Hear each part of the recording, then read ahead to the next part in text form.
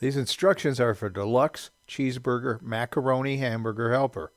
You'll need 2 cups of milk, 1 1/4 cups of hot water, 1 pound of ground beef, and the contents of the box.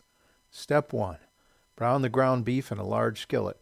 Do it on medium heat because on high heat it will splatter hot grease all over your stove.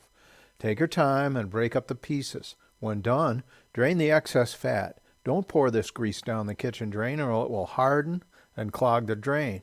Pour it onto a paper plate so when it cools, it can be tossed into the trash. Next step is to add the seasoning packet, the hot water, the milk, the macaroni, and 2 tablespoons of butter. Let it come to a boil, give it a stir, and turn the heat down low. Cover it and wait several minutes. Uncover, give it a stir to make sure it's not burning on the bottom. Leave the top off as the macaroni finishes cooking. When the sauce gets thick and the macaroni is tender, you're done.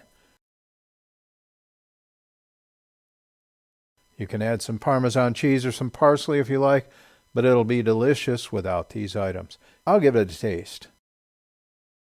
Yes, it is delicious. Hamburger Helper is a great dinner. Now get cooking!